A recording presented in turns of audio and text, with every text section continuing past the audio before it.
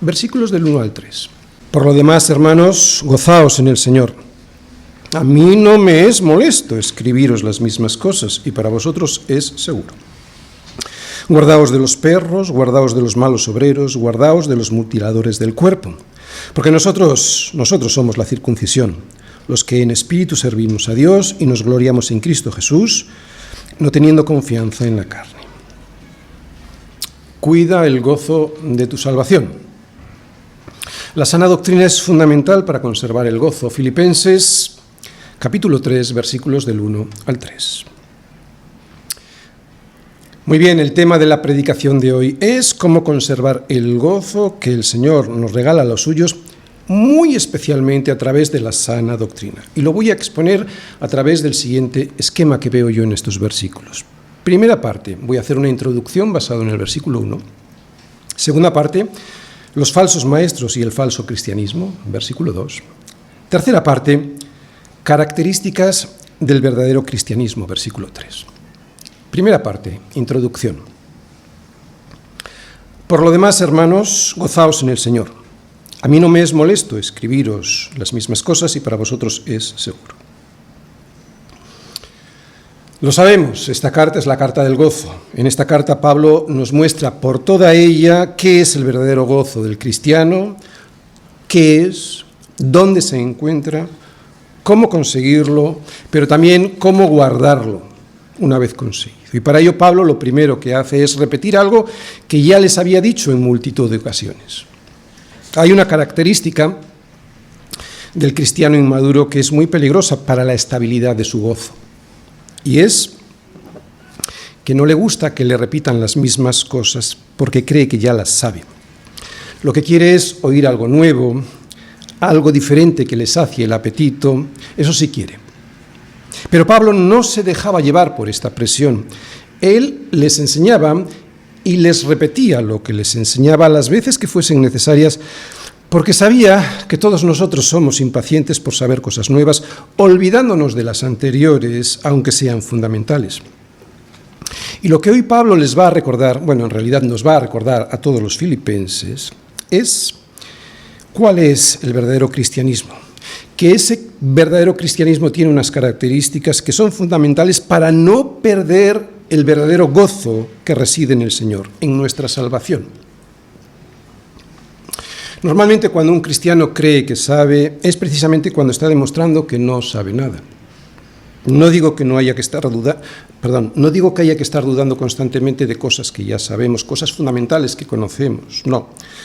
No podemos estar dudando de doctrinas fundamentales que vemos en las Escrituras, pero una cosa es esta y otra muy diferente es decir, eso yo ya lo he oído antes, no necesito volver a oírlo. ¿Entendéis la diferencia? No se trata de que dudemos constantemente de doctrinas fundamentales que ya conocemos a través de las Escrituras. De lo que Pablo nos está hablando hoy es no estar diciendo, eso yo ya lo he oído antes, no necesito volver a oírlo porque lo necesitas oír. Por eso Pablo ahora vemos repitiendo a los filipenses lo mismo que hizo con todas las iglesias de aquella época. Algo que no le resultaba molesto volverlo a escribir. ¿Por qué? Porque para ellos era seguro volverlo a escuchar. Nuestro entendimiento es mucho más frágil de lo que pensamos y nuestra memoria es mucho más corta de lo que creemos.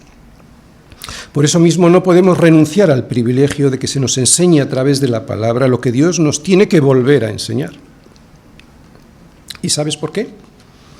Porque la frescura, el refresco, la renovación que produce en nosotros la palabra no suele estar en lo novedoso, sino en el poder del Espíritu Santo recordándonos algo que habíamos olvidado o haciéndonos ver una verdad que ya sabíamos, pero que ahora resulta que la vemos más profunda, no tan superficial como antes. ¿A qué te ha pasado? ¿No te ha pasado que de repente descubres en la misma palabra que has estado durante años leyendo algo que antes el Espíritu Santo no te había revelado? Segunda parte. Los falsos maestros y el falso cristianismo. Guardaos de los perros, guardaos de los malos obreros, guardaos de los mutiladores del cuerpo. Bien, cuando Epafrodito llegó a Roma e informó a Pablo de la situación de la iglesia en Filipos, una de las cosas que le dijo fue que por allí se estaban paseando una serie de falsos maestros que lo que hacían era sembrar la confusión entre los filipenses. Como podéis ver, las falsas enseñanzas han estado presentes en la Iglesia desde el inicio mismo de su existencia. Y la más antigua de todas, y que todavía anda circulando por ahí, es la de los judaizantes. Los judaizantes en aquel entonces eran los judíos que se habían convertido al Evangelio.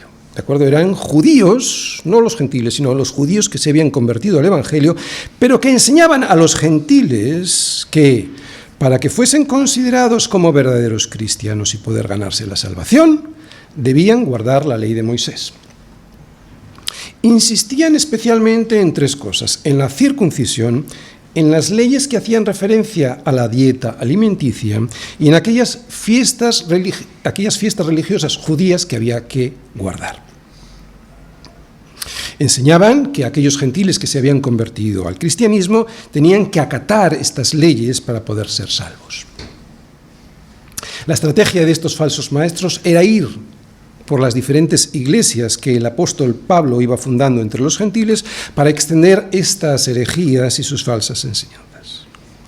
Pablo ya había advertido de este gravísimo problema en su correspondencia a las iglesias en Corinto y en Galacia. Pero sobre todo lo vemos en Jerusalén, en el primer concilio de la iglesia allí, que lo podemos ver en Hechos 15. Pablo, Bernabé, el resto de los apóstoles y también los ancianos de esa iglesia se habían posicionado totalmente en contra de estas enseñanzas para los gentiles. Es cierto que para los judíos que habían nacido judíos, se les seguía permitiendo cumplir estas leyes ceremoniales, pero solo como una forma de identidad cultural y nacional, no como requisito para la salvación. Lo que vamos a ver a partir de ahora es cómo Pablo nos advierte de la importancia de este asunto, de la falsa enseñanza y de sus falsos maestros. Y lo hace de la siguiente manera. Fijaros, primero, insistiendo sobre una enseñanza que ya sabían. ¿De acuerdo? Insistiendo sobre algo que ya sabían. Segundo, repitiendo una palabra clave. Tercero, usando un lenguaje violento, hasta ofensivo, fuerte. Y cuarto, enseñando en qué consiste el verdadero cristianismo. Primero, insiste sobre una enseñanza que ya conocen. Ya lo vimos en el anterior versículo que dice: a mí no me es molesto escribiros las mismas cosas y para vosotros es seguro. O sea, está insistiendo en algo que ellos ya conocían previamente. Así que aquí lo que les está diciendo es algo parecido a esto. Mirad, hermanos, ya me habéis oído en multitud de ocasiones sobre este asunto. Ya lo siento, pero lo voy a volver a repetir porque para mí no me es molesto. Pero lo voy a volver a repetir sobre todo porque para vosotros es seguro. Como hemos dicho al comienzo, no hay actitud más peligrosa para la estabilidad del gozo cristiano que la de creer que uno ya lo sabe todo, que qué le van a enseñar a uno que no haya oído ya. Y como es algo en lo que todos hemos caído en algún momento, la próxima pregunta sería: ¿cómo distinguir este problema, este error de pensar que estamos en lo cierto cuando resulta que no lo estamos? Bueno, esta es una pregunta práctica para nosotros. ¿Cómo poder discernir este error de pensar que estamos en lo cierto cuando resulta que no lo estamos? Bueno, fundamentalmente con una actitud, la actitud de la humildad, ¿de acuerdo? Pero prácticamente de dos maneras. Primera, cuando mi comportamiento me demuestra que lo que sé no lo debo saber muy bien, porque mi santidad deja mucho que desear. Es cierto que a veces, aun teniendo la doctrina correcta, sé que estoy errando. Pero ese no es tanto un problema, porque lo sé. El problema ocurre cuando, por la doctrina equivocada, me puede llevar a tomar decisiones catastróficas. Un ejemplo. Hay iglesias que predican que no importa, que si te casas con un incrédulo, pues ya le explicarás el Evangelio y seguramente que se convertirá. Error, eso no dicen las Escrituras, es una doctrina incorrecta totalmente. ¿Cuántos errores aquí se han cometido, verdad? Lleva a tomar decisiones catastróficas la mala doctrina. Por eso, y segundo, la manera práctica de evitar el error es también, y es donde insiste ahora Pablo, jamás despreciemos que nos recuerden las doctrinas básicas del Evangelio porque pensemos que ya las sabemos. Lo que nos está enseñando Pablo es que es fundamental la repetición, porque siempre existe el peligro de que nos alejemos de la verdad o pensar que estamos en lo correcto cuando no lo estamos. Pablo lo tiene claro. Por eso no le es molesto el escribirles las mismas cosas y además usando el recurso de la repetición de una misma palabra. Así que estamos viendo, primero, que para advertirnos de la falsa doctrina de los falsos maestros, insiste en una enseñanza que es fundamental y que ya conocen. Y segundo, les repite una palabra clave. Pablo, al recordarles en esta carta eso que ya les dijo en ocasiones anteriores, les repite una palabra que va a resultar clave para que lleguen a entender lo que quiere transmitirles. En esa palabra se resume toda la esencia de la importancia de lo que él quiere transmitirse. Por supuesto, la repetición no solo es un recurso literario, ni mucho menos, ni tampoco es una exageración innecesaria. Y en este caso la palabra que repite, porque la vi subrayada ahí, en 3 ocasiones, es guardaos. Presta atención, cuídalo. Es tan importante recibir el gozo de la salvación como guardarlo. Por eso Pablo repite 3 veces esta palabra. ¿De qué nos valdría recibir un regalo, en este caso el gozo de la salvación, si lo terminamos perdiendo por prestar oídos a doctrinas equivocadas, verdad? Por eso repite, guardaos, guardaos, guardaos. Guardaos de los perros, guardaos de los malos obreros, guardaos de los mutiladores del cuerpo. Pero no solo repite esta palabra para que quede claro que tienen que guardar el regalo conseguido, es que además, para remarcar la importancia que tiene no prestar oído a falsas enseñanzas, Pablo usa un lenguaje muy fuerte que podría parecer inadecuado, pero que por la importancia del tema no lo es. Tercero, usa un lenguaje violento y fuerte. Fijaros lo que he subrayado. Guardaos de los perros, guardaos de los malos obreros, guardaos de los mutiladores del cuerpo. Si Pablo utilizó estas palabras tan fuertes como perros, malos obreros y mutiladores del cuerpo es porque tiene una buena razón para hacerlo. Esta razón es que ve peligrar la enseñanza fundamental del Evangelio, que la salvación es por gracia, no por las obras de la carne. Perros. ¿Qué quiere decir Pablo con perros? Los perros para los judíos eran los gentiles. Los llamaban así perros porque los perros eran animales ceremonialmente inmundos y así consideraban a los gentiles como inmundos, alejados de Dios y de la ciudadanía de Israel. Por eso ahora Pablo usa este recurso, pero al revés, para definir a alguien que no es del pueblo de Dios. Ahora son ellos los que no son del pueblo de Dios, ¿entendéis? Así que si antes los perros, los gentiles, no tenían acceso a la bendición de Dios por rechazarle, no que no la tuvieran, la tenían si aceptaban al Dios de Israel, pero no la tenían por rechazarle, por lo tanto, eran personas, estos gentiles incrédulos, eran personas a las cuales los judíos no se podían asociar. Ahora Pablo le da la vuelta a la tortilla y les dice que son ellos, estos judíos, los que debido a sus falsas enseñanzas se han alejado de Dios y que se han convertido en incrédulos gentiles, por lo tanto, en perros de los que hay que alejarse. Pablo había dejado en multitud de ocasiones claro lo contrario de lo que enseñaban estos falsos maestros, que insistían en que había que cumplir ciertas leyes para recibir la gracia. Y Pablo les dice que no es por el cumplimiento de la ley, que es por fe para que sea por gracia. Ya que por las obras de la ley ningún ser humano podrá ser justificado delante de Dios. Perros. También les llama malos obreros. Eran obreros, pero eran malos. Eran obreros que no eran hacedores de lo bueno. Estaban pervirtiendo la sana doctrina, que consiste en que para hacer lo bueno delante de Dios y por lo tanto cumplir la ley de verdad, lo que hay que hacer es hacerlo a través de la fe en Cristo exclusivamente. ¿Por qué? Porque puedes hacer cosas buenas, pero llevarte la gloria tú. Y por lo tanto le estás robando toda la gloria a Dios. Es que ahí está el punto, ahí está la cuestión. Tiene que ser exclusivamente a través de la fe en Jesús, que es el que produce en ti ese hacer como el querer, para que la gloria sea toda para Él, ¿entendéis?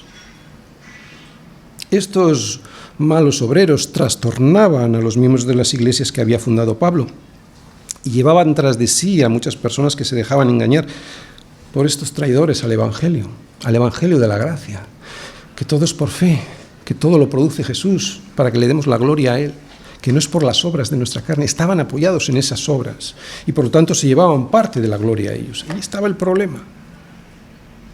Y finalmente les llama mutiladores del cuerpo, porque insistían en que la circuncisión era algo esencial para ser salvos.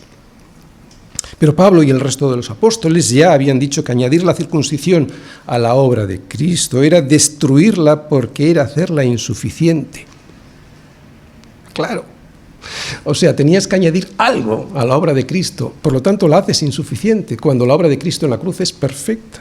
He aquí yo, Pablo, os digo que si os circuncidáis, de nada os aprovechará Cristo.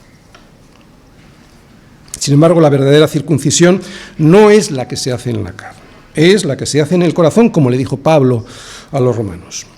Pues no es judío el que lo es exteriormente, ni es la circuncisión la que se hace exteriormente en la carne, sino que es judío aquel que lo es en el interior. La circuncisión es la del corazón, en el espíritu. Y no solo Pablo lo decía, no solo Pablo, nada menos que Moisés al pueblo de Israel, antes de entrar en la tierra prometida y en Deuteronomio, ya les había dicho cuál era la verdadera circuncisión.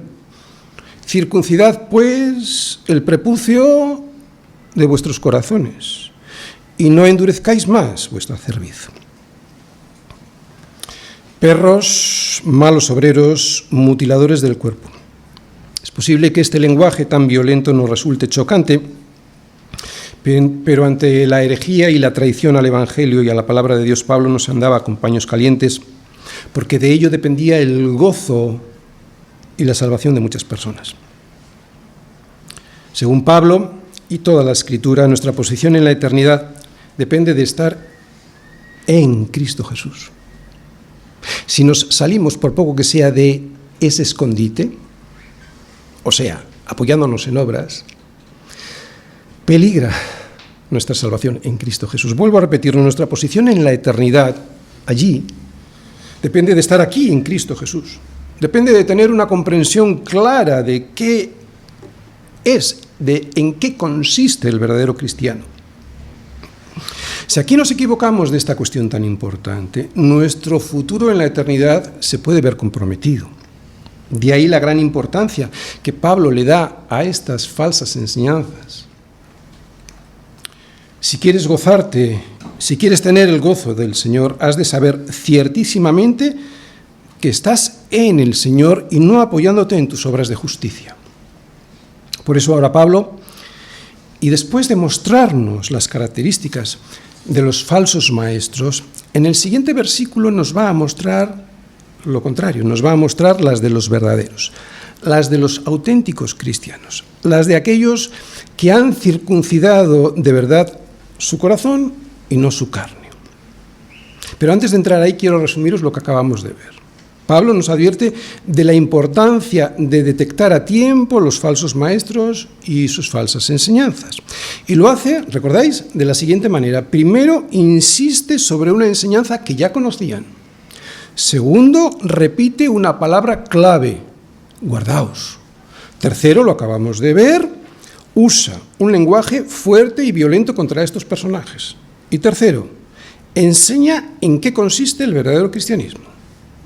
Cuarto, enseñando en qué consiste el verdadero cristianismo. Pablo, y a continuación en una sola frase, nos va a mostrar cómo es el verdadero cristianismo. Es increíble en Pablo la capacidad que tiene de síntesis, la capacidad otorgada por Dios de sintetizar toda una enseñanza compleja con muy pocas palabras. Vamos a verlo. Tercera parte. Características del verdadero cristianismo. Versículo 3. Porque nosotros somos la circuncisión.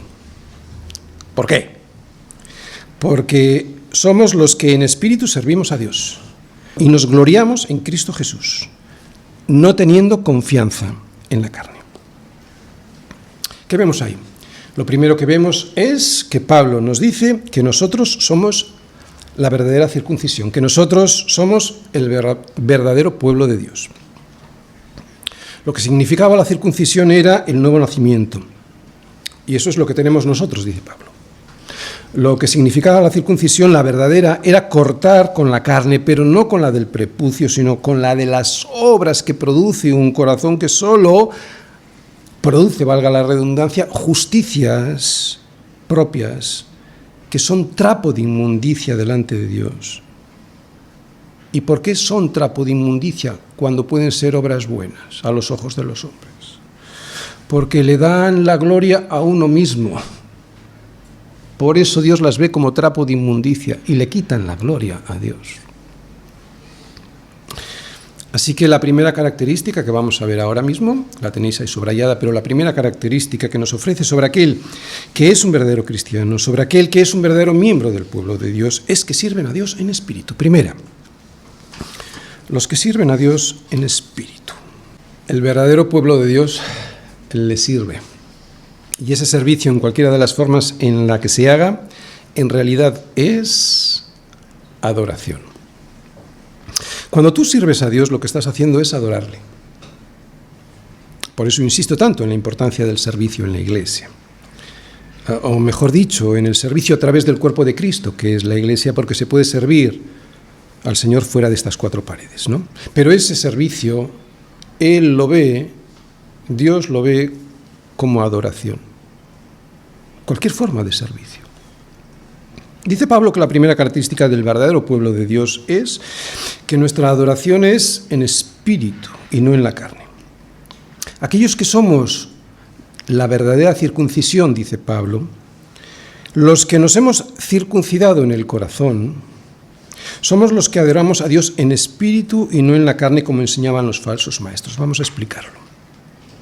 Lo que Pablo está intentando decirnos es lo siguiente: que no adoramos a través de ritos y ceremonias religiosas como eran la circuncisión, las fiestas religiosas, las leyes ceremoniales que ordenaban la dieta que tenías que seguir, ¿no? No comas esto, no comas lo otro. ¿Por qué? Porque estas cosas no cambian el corazón. Solo es el Espíritu de Dios a través del Espíritu Santo, ¿verdad? Dice Pablo que adoramos por la fe que produce el Espíritu Santo en nosotros, no por estar, por ejemplo, en un lugar concreto, o por hacer ciertas cosas. Es la fe que produce el Espíritu Santo en nosotros. Lo dice Pablo y también Jesús cuando la samaritana le dijo, a la samaritana le dijo que ya había llegado el momento en que la adoración no iba a ser en aquel monte en la que los samaritanos adoraban, ni tampoco en Jerusalén. Mas ahora la hora viene, y ahora es, dice Jesús, cuando los verdaderos adoradores adorarán al Padre en espíritu y en verdad. En espíritu y en verdad. Porque también el Padre a tales adoradores busca que le adoren. Por lo tanto, un verdadero adorador no es aquel que viene a la iglesia y ya está. Un verdadero adorador es aquel que adora por el Espíritu de Dios. Es el Espíritu, va de dentro a fuera. Es el Espíritu de Dios el que provoca en uno la adoración verdadera. No es al revés, no es por hacer yo cosas que provoco. Es el Espíritu. ¿Cómo lo hace? Bien, pues lo que produce en mi corazón la acción del Espíritu Santo es un deseo. No una obligación, sino un deseo de adorar. Así que cuando adoras por el Espíritu, lo haces, para empezar, de manera espontánea. Nadie te obliga, sin sentirte obligado de ninguna manera. Es un deseo, haciendo lo que sea, sirviendo como sea, pero es un deseo que surge del fondo de un corazón agradecido y que puede manifestarse en cualquier momento y lugar.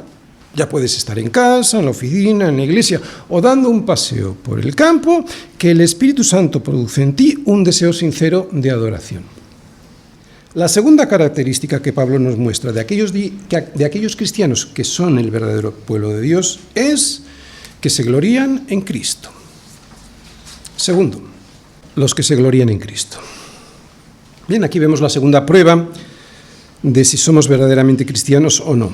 ¿Cuál es nuestra actitud ante Jesucristo? ¿Cuál es el lugar en el que ponemos al Señor? ¿Cuál es el lugar que ocupa el Señor en nuestra vida? La palabra gloriarse la podríamos traducir como regocijarnos, o como la utiliza Pablo en este versículo. Enorgullecerse, proclamar en voz alta, jactarse. En este caso, no de nosotros mismos ni de lo maravillosos que somos, sino que nos gloriamos, o sea, nos regocijamos, o sea, nos jactamos en el Señor. Los judaizantes se gloriaban en otra cosa. Se gloriaban en que eran judíos, en que habían sido circuncidados y en que guardaban la ley. ¿Os dais cuenta la diferencia? De gloriarse en cosas que hacemos frente a gloriarse en Dios y lo que ha hecho en nosotros. Pero Pablo dice que nosotros no nos gloriamos en estas cosas. Que nosotros en quien nos gloriamos es en Cristo. Así se lo dijo a los corintios, seguro que lo recordáis. Que lo necio del mundo, lo necio escogió Dios para avergonzar a los sabios. Y lo débil del mundo escogió Dios para avergonzar a lo fuerte. Y lo vil del mundo y lo menospreciado escogió Dios. Y lo que no es para deshacer lo que es, a fin de que... ¿De qué? ¿Recordáis? De que nadie se jacte en su presencia. ¿Para qué? Para que, como está escrito, el que se gloríe, o sea, el que se quiera jactar, que se gloríe en el Señor. ¿Os dais cuenta?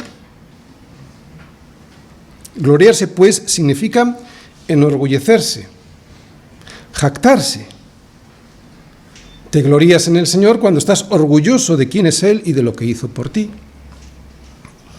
Te glorías en el Señor cuando Cristo lo es todo para ti, cuando sabes que no eres nada sin Él, cuando sabes que sin Él estás perdido. Así que aquí cualquier jactancia personal queda excluida. Cristo es el todo, por eso toda la gloria y todo el honor se lo lleva a Él. ¿Os dais cuenta lo que está intentando enseñarnos Pablo con respecto a las doctrinas de los judaizantes? Que se llevan la gloria a ellos. Lo vamos a seguir viendo, especialmente el próximo domingo a través del versículo 4. Bien, confían en sí mismos. Fijaros, primero, ¿cuál es la característica? Que adoran a Dios en espíritu. La segunda, que se glorían en Cristo. Y la tercera la tenemos ahí. Los que no tienen confianza en la carne. Como veremos en el versículo 4, Pablo no se gloriaba en su nacionalidad. Era hebreo de hebreos. Esto es gloriarse en la carne. Tampoco en su educación. Había sido instruido a los pies de Gamaliel. Casi nada. Un renombrado maestro de la ley. Pero eso también es gloriarse en la carne. Con nada de eso te salvas. Tampoco te salvas por tu pertenencia religiosa. Ya sabéis que muchas personas, por creerse evangélicos o bautistas o lo que fuere, piensan que ya están salvos. No se trata de tu pertenencia religiosa. Pablo era mejor que la mayoría de los judíos. En cuanto a la justicia que es en la ley, dice que era irreprensible. Pablo, pues, había sido un judío ejemplar y pertenecía a la tribu de Benjamín, pero reconoce que nada de eso le salvaba. Pablo lo que nos está diciendo es que no podemos confiar en esas cosas que se pueden ampliar en nuestro tiempo, por ejemplo, a la pertenencia a una ideología política, o a la pertenencia a una clase económica, o a una élite de conocimiento y sabiduría. Pablo no confiaba en esas cosas, y eso lo que significa es que ya no confiaba en la carne, ¿entendéis? Así que cuando confiamos en esas cosas dejando a Cristo, aunque sea ligeramente apartado, más aún, cuando no confiamos solo en Cristo, porque solo Cristo salva, estamos poniendo en peligro el gozo de nuestra salvación que se encuentra únicamente en Cristo Jesús. Los que no tienen confianza en la carne son aquellos que tienen puestas sus esperanzas solo en Cristo para cualquier cosa que les ocurra o para cualquier cosa que tengan que hacer en la vida. Yo no puedo depender de la carne para mi gozo, porque la carne en cualquiera de sus manifestaciones, nacionalidad, conocimiento, sabiduría, estudios, belleza, salud, posesiones, dones naturales o el estatus social, eso es muy frágil y en cualquier momento desaparece. Amén.